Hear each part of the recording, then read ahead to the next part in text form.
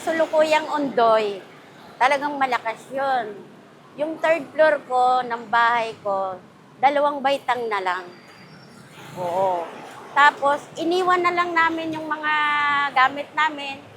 Sinara na lang namin, lumikas na kami. Oo. Tapos, nakailang daan, may Yolanda, ganun din po. Pabalik-balik na lang po. At noong nakaraang araw, gabi, bumaha.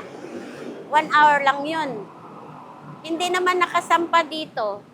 Hanggang dito lang. Ako po ay nagpapasalamat kay Presidente BBM na umaksyon po sila. Oo. Kasi wala namang bumababang presidente ditong iba. Sa taong to, si Presidente Marcos lang ang kasama yung dating tatay nila. Salamat po kay BBM. Thank you. Sa tuwing babagyo po talaga, napakahirap po talaga dito sa amin ang kalagayan namin to.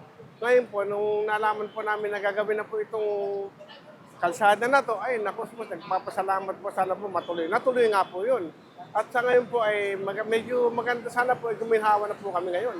Na hindi na po kami pabalik-balik sa eskwelahan. Napakahirap po talaga eh. Ngayon po, kung yung nakaraan ulan, konti lang po. Pero umupa na po. Kaya nga po yung magandang pagkakataon na napagawa na po itong sa Araneta. Papasalamat kami sa mahal nating Pangulo. At natupad na po yung natin dito sa Araneta. Papasalamat po talaga ako sa mga gumawa ng drainage sa atin dito, sa PWH, at sa pong mga tumulong dito ng mga engineer. Nung Ondoy po, ang taas dito. Alam mo po, yung bahay namin, doon po kami nagligas sa mataas na yun. Lalo yung Yolanda, ang lampas tao dito po. Isang araw bumahaan, nag-ulan po. Pag ng ulan, kagad, agos kagad dahil dyan sa mga drainage na yan. Malaki pong pagbabago ng bagong project na yan. Kaya sabi ko, salamat Panginoon, di naman lumalim tong tubig. Ako po nagpapasalamat sa Pangulo dahil ginawa niyang paraan itong lugar namin na kami sa baha. Kaya ako, press naman ng Lord na ko si Pangulo. Papasalamat po ako, sana nagpatuloy pa siya ng kanyang panunungkulan. Opo. Nagsabi nga huli nga kanina sa amin ni Pangulo, mababa na, hindi na ganun kataas, pero minuto lang nawawala na yung tubig. Hindi katulad dati, oras, minsan 3 hanggang 5 oras bago mawala. So malaking bagay po yun.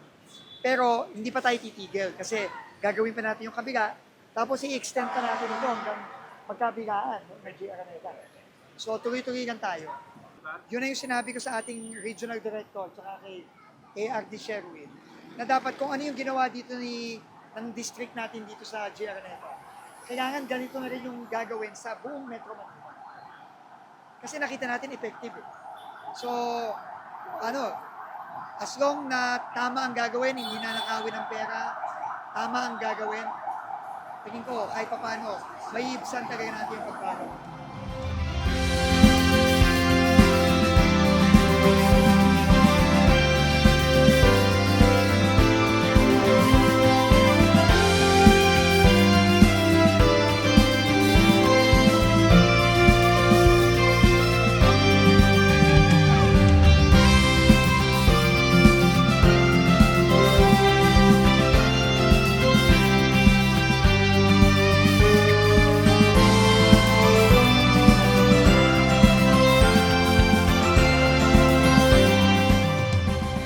Susunod na problema na kailangan natin lutasin ang pagkolekta ng basura.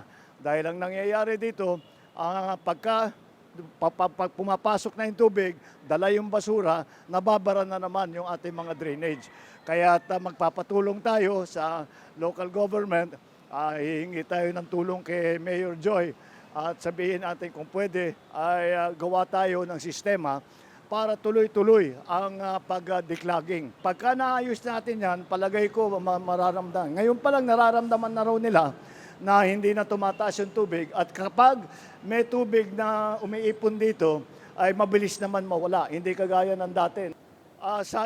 Dito pa lang to, sa 1/2 pa lang ito, kalahati pa lang ito. Gagawin din natin yan dun sa kabila para talagang mabilis ang takbo ng tubig, mabilis ang paglabas ng tubig at hindi na mababaha rito sa G. Araneta Avenue dito sa Tatalon.